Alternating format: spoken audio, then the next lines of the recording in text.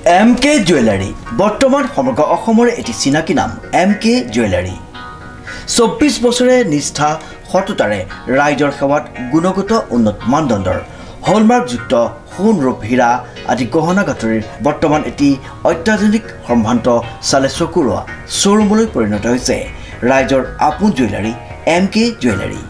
বিয়া বাৰু জন্মদিন বা অন্য কোনো বিশেষ মুহূৰ্তত আপোনজনক যদি সোণ ৰূপ হীৰা বা অন্য যিকোনো গহনা উপহাৰ দিব বিচাৰে তেন্তে MK জুৱেলাৰীক সদায় পাব আপোনালোকৰ কাষত। প্ৰিয় গ্ৰাহকসকলৰ যদি সোণ ৰূপ বা দাম আদি গহনা গাঁথৰিৰ কোনো সমস্যা থাকে তেন্তে আমি আমাৰ নিজা কাৰখানাত ততাতৈয়াকৈ গ্ৰাহকৰ সুবিধাৰ প্ৰতি লক্ষ্য ৰাখি তৎক্ষণাত সমাধান কৰোঁ। আপোনাৰ মৰমৰ পুত্ৰ বা জীয়ৰীৰ শুভ বিবাহৰ বাবে আমাৰ শ্বৰুমত হলমাৰ্কযুক্ত বিয়াৰ সম্পূৰ্ণ গহনা পোৱা যাব উচিত মূল্যত আৰু উচিত মানদণ্ডত। পুৰণি সোণৰ গহনা সলনি কৰি অত্যাধুনিক ন ডিজাইনৰ গহনা আমাৰ MK জুৱেলাৰীৰ পৰা ক্ৰয় কৰিব পাৰিব। প্ৰিয় গ্ৰাহকসকলক সম্পূৰ্ণ বিশ্বাসযোগ্যতাৰে আমাৰ শ্বৰুমৰ পৰা কোনো অসুবিধা নোপোৱাকৈ সেৱা আগবঢ়োৱাই আমাৰ একমাত্ৰ লক্ষ্য। গতিকে আজিয়েই সপৰিয়ালে আহক আমাৰ শ্বৰুম MK জুৱেলাৰীলৈ আৰু লৈ যাওক আপোনালোকৰ সপোনৰ গহনা গাঁথৰিসমূহ। আমাৰ ঠিকনা MK জুৱেলাৰী ৰূপহীয়ালি ষ্টুডেণ্ট গেলেৰীৰ কাষত। নমস্কাৰ, এটি বিশেষ বাতৰি লৈ নিউজ নৰ্থ ষ্টুডিঅ'ত মই মুখিব হুছেইন। যোৰহাটৰ শতবৰ্ষ গৰকা ঐতিহ্যমণ্ডিত সবাইবন্ধা পূজা মন্দিৰৰ সৌজন্যত এখনি প্ৰাচীৰ পত্ৰিকা ছপা আৰু ডিজিটেল মাধ্যমত আনুষ্ঠানিকভাৱে ৰাইজলৈ মুকলি কৰে দুবাৰকৈ Guinness book of record holder Abhijit বৰুৱাই। নিউজ নাওৰ এক বিশেষ প্ৰতিবেদন।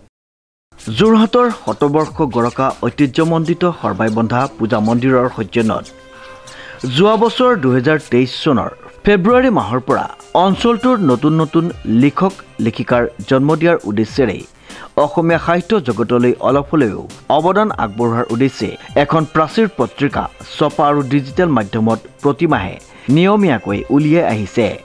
দ্বিতীয় বছৰৰ দ্বিতীয় সংখ্যাটো সৰ্বাইবন্ধা পূজা মন্দিৰৰ প্ৰাংগণত আনুষ্ঠানিকভাৱে ৰাইজলৈ মুকলি কৰে আন্তঃৰাষ্ট্ৰীয় দৌৰবিদ দুবাৰকৈ Guinness book of record holder professional boxer Assam গৌৰৱ অভিজিত বৰুৱাই। প্ৰথমে ধন্যবাদ জনাইছোঁ যে সবাইবন্ধা পূজা মন্দিৰ বুলি অসমতে এটা বিশেষ নাম আছে আৰু তেওঁলোকৰ যি পাৰম্পৰিক পূজাৰ পদ্ধতি সেইটো গোটেই আদৰণীয় আৰু খুব এটা প্ৰশংসনীয় কথা যে তেওঁলোকৰ যি এটা কাম কৰাৰ যিটো পদ্ধতি সঁচাকৈ এইটো শলাগ ল'বলগীয়া। আজি এটা খুব ভাল অনুষ্ঠানত আহিলোঁ, নিজকে সৌভাগ্যৱান হৈছোঁ। প্ৰজ্ঞান নামে তেওঁলোকে এটা আলোচনা যিখিনি 8টা খণ্ডত উলিয়াইছে আৰু ইয়াৰ মাধ্যমেদি নৱপ্ৰজন্ম তথা যুৱ প্ৰজন্মৰ অসমীয়া জাতিৰ কাৰণে তেওঁলোকে যথেষ্ট কাম কৰি আছে আৰু বিশেষকৈ পবিত্ৰতা বৰুৱা দাস আছে আৰু এই কমিটিখনে যাতে খুব ভাল কাম কৰে। তেওঁলোকৰ বিভিন্ন শিতানত কাম কৰিছে।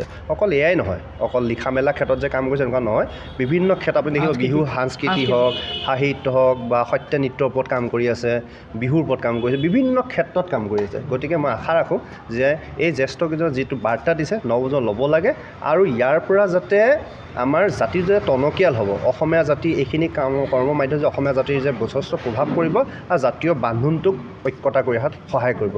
কাৰণ ইয়াৰ মাধ্যমেদি বহুতখিনি আৰু কৰিবলগীয়া আছে আৰু মই তেওঁলোকক আহ্বান জনাইছোঁ যাতে তেওঁলোকে যাতে আৰু কাম কৰি যাওক আৰু আমি অনুপ্ৰেৰণা দিম আৰু আমি লগত আছোঁ সদায় আৰু এই শুভেচ্ছা জনাইছোঁ। ধন্যবাদ।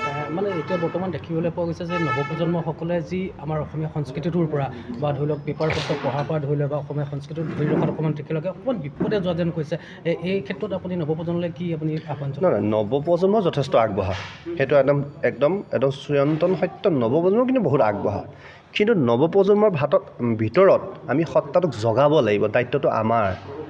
মই যে অসমীয়া হয়, এজন ভাল অসমীয়া হ'বৰ কাৰণে মই কি কাম কৰিব লাগিব সেইখিনি বস্তু আমি জগাই তুলিব লাগিব। গতিকে জগাই তোলা কামটো আমাৰ জ্যেষ্ঠসকলে যিসকলে কৰি আছে। গতিকে ইতিমধ্যে নিজৰ ক্ষেত্ৰত ক্ৰীড়া ক্ষেত্ৰত লাভলীনাই হওক, হিমা দাস হওক, শিৱ থাপাই হওক বা আমাৰ বিভিন্ন ক্ষেত্ৰত যোৰহাটৰ পৰা বহুত আমাৰ এইবোৰ ইণ্ডাষ্ট্ৰি ক্ষেত্ৰত আমাৰ বিভিন্ন ক্ষেত্ৰত বিভিন্ন মানুহে কাম কৰি গৈছে। গতিকে কাম কৰা পদ্ধতিটো আমি অনুপ্ৰেৰণা দিব লাগিব। সমালোচনাতকৈ অনুপ্ৰেৰণাটো গুৰুত্ব ল'লোঁ। লোকৰ সমালোচনা আমি কৰি কিমান কি পাম, কিন্তু তেওঁৰ ভিতৰত থকা প্ৰতিভাটোক আমি কিমান সন্মান জনাইছোঁ সেইটোৱে ইম্পৰ্টেণ্ট।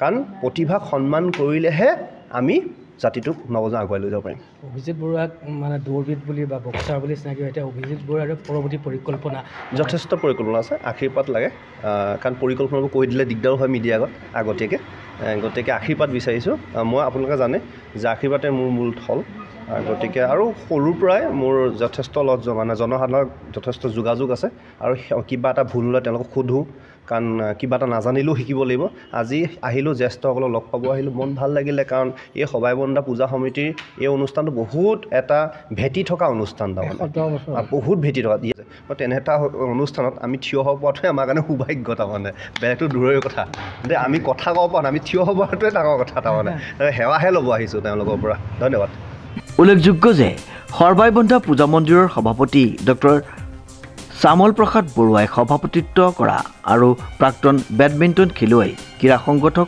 তথা প্ৰাচীৰ পত্ৰিকাৰ সম্পাদক পবিত্ৰ বৰঠাকুৰে আঁত ধৰা উন্মোচনী অনুষ্ঠানটিত উন্মোচক অভিজিত বৰুৱাই অসমৰ ভিতৰতে সৰ্বাই বন্ধা পূজা মন্দিৰৰ এক সুনাম আছে বুলি উল্লেখ কৰি প্ৰশংসা কৰে লগতে বৰুৱাই এই মন্দিৰতো ৰীতি নীতিৰে মাজেৰে পূজাৰ্চনা কৰি অহাৰ কথা সভাত উল্লেখ কৰে সভাত মন্দিৰৰ জ্যেষ্ঠ সদস্য জিতেন্দ্ৰনাথ বৰুৱা প্ৰশান্ত প্ৰসাদ বৰুৱা ডক্টৰ চামল প্ৰসাদ বৰুৱাই বক্তব্য ৰাখে ডিজি বৰাৰ ৰিপৰ্ট নিউজ নাও